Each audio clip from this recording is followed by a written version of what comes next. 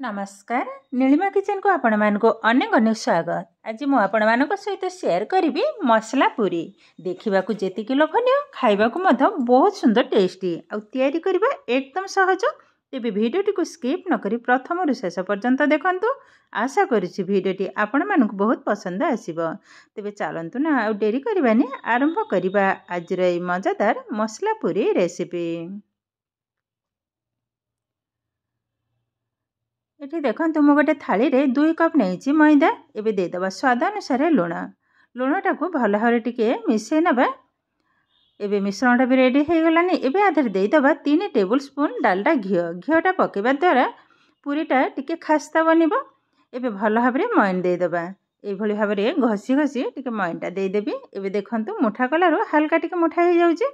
एबे आधर किछि मसला ऐड करिबी जोथरे अछि अदा पाउडर, करी पाउडर, जीरा पाउडर, लंका पाउडर, सामान्य टिके हल्दी, हेंगु पकवा द्वारा फ्लेवरटा किंतु बहुत सुंदर आसीबो। एबे सुखिला उपकरण को भल भाव आग मिसई नबा। तापरे अल्प अल्प पानी साहाय्य अटाटा को भल भाव चकट नेबी। मिश्रणटा भी रेडी हो गलानी। एबे पानी साहाय्य अटाटा को चकट नबा। एकाथरे पानी ढालिबिनी अल्प अल्प पानी साहाय्य अटाटा को चकट नबा। ये अटा चकटाटा ना तो बेसी नरम हबो ना बेसी टाण हबो। देखंतु आगो मु चकटी सारे तापरे ही देखेबी केमिति चकटाटा हबो। आ एकाथरे किंतु मु पानी ढालिनी 2-3 थर पानीटा को ए भली भाबरे नेकी चकट नउजी। एबे देखंतु रुटीटा किंतु भल भाबरे अटाटा चकटा हे गलानी। आ आरो जो घनत्वटा ठीक ए भली भाबरे ही हबो। सॉरी घनत्व तो नुह माने ये अटा चकटाटा ए भली भाबरे ही ठीक हबो। एबे किचन स्लैब ऊपर रखी नेली। एबे भल भाबरे चकट नबा। याकू रेस्ट रे रखिबिनी।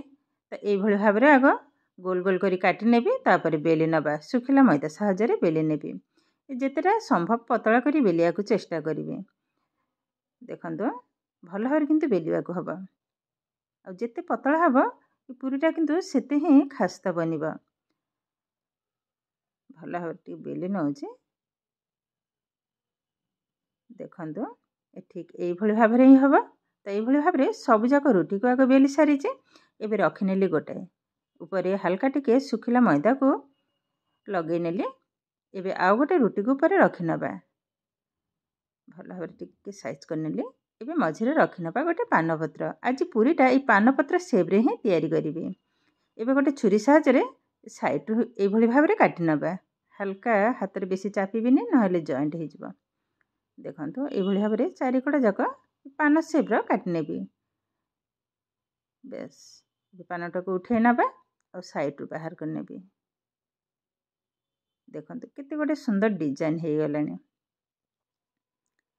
एबे आधर अलगा कर दबा।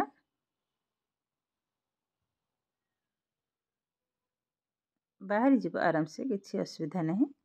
देखंतु बेस बाहर हे गलानी।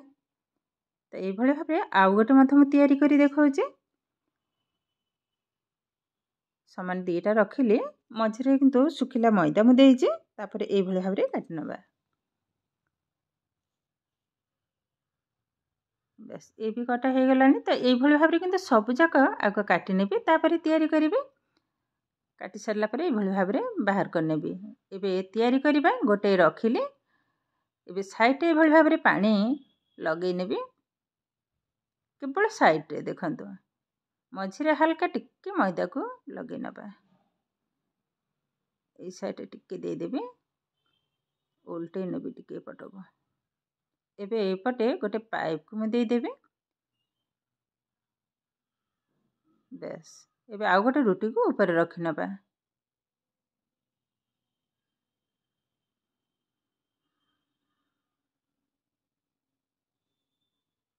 भल भाव में आंगुठी साहाय्य साइड रो ए भली भाव में टिके चापी नबा। तापर पुणी मोड़ी नबा। देखंतु ए भली भाव में मोड़िबा द्वारा जेते बेले पूरीटा फुलिबो से आउ पवनटा बाहरी बने भल भाव में। किंतु आ जो अग साइडटा भल भाव में चापी नेबे लंबा आकार रे। बस एबे आधरे फुंकी देबी। पवन दे देला माने से सुंदर भाव में फुली जिवो। देखंतु ये किंतु रेडी हो गलानी। साइड भल भाव में जॉइंट कर नबा। न फुलिले भी किछि नाही जदि फुला भी कम हो जिवो जेतेबेले छाणीबे सेतेबेले किंतु सुंदर भाव में फुलिबो। देखंतु केते सुंदर भाव में रेडी हो गलानी एकदम बेलून टाइप रो। एबे आउ गोटे मथे तयारी करी देखौची समान आकार रे पानी लगै नैची मझरे दे देइची अल्प टिके सुखिला मैदा पुणी ऊपर रखी नेली रोटी पुणी साइड रो ए भली भाव में मोड़ी नौची बस। एबे पुणी टिके पवन दे देली देखंतु केते सुंदर भाव में पूरी हमर रेडी हो गलानी। गैस रे ऑलरेडी बसई नैची तेलटा भल भाव में गरम होला परे एबे छाणी नबा पके नेली। गैस रो फ्लेम को किंतु मीडियम टू हाई रे ही रखीची। एबे एपट सेपट करी उल्टे की भल भाव में भाजी नबा।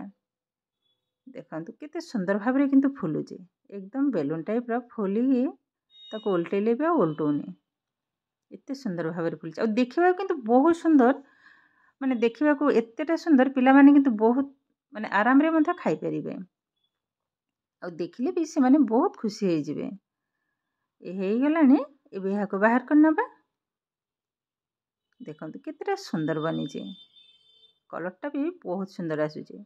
आमे तो विभिन्न प्रकार पूरी तैयारी करी खाऊ थरे हेले भी एई भली भाव में मसला पूरी तैयारी करी निजे खाइबा सहित समस्त को खुआंतु देखिबे समस्त मते बहुत खुशी हो जिवे।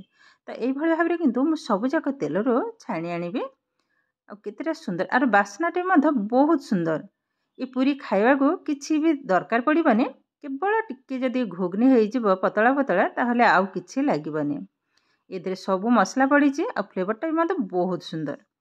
तो आरी भितर देखंतु सब जाक पूरी को मु छाणिकी गोटे टिश्यू पेपर पर रखी नहीं आ पूरीटा देखंतु केतेटा सुंदर बनीची। सब पूरी किंतु एकदम फुला फुला ही बनीची केवल गोटे टिके चेप्टा हो जाइए नहेले किंतु सब जाक पूरी बहुत सुंदर गोल गोल बनीची।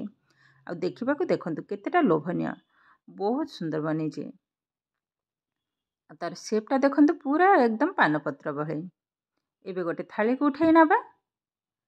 घर को जदि गेस्ट आसीबो एई भली भाबरे विभिन्न डिजाइन रो पूरी तैयारी करी सेमानन को खाइबा को देबे देखिबे सेमान मते बहुत खुशी हो जिवे। बेस थाली रे तो उठाई नेली एबे मझरे रखी नबा गोटे गिना। एबे गरमा गरम मटर तरकारी बा घुगनी तरकारी देखंतु रखी नेली केते सुंदर भाबरे एकदम अल्प समय रे ए किंतु रेसिपी हमर रेडी हो गलानी। बस केतेटा सुंदर बनीची देखंतु बहुत किंतु सुंदर देखा होची।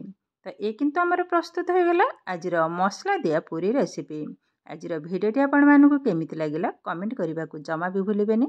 आउ जदि भिडियोटी भल लागे लाइक करिवे शेयर करिवे चैनल ले नुआ थिले चैनल ले सब्सक्राइब करबा सहित पाखरे थिबा बेल आइकन को क्लिक करिवे। आगो को आसुथुबा नुआ नुआ भिडियोर नोटिफिकेशन सर्वप्रथमे आपण मानक पाखरे पहुंची जिवो। फेसबुक पेज रे देखुथिले पेज को निश्चय फॉलो करिवे। ताहले आज पई रहूची नमस्कार।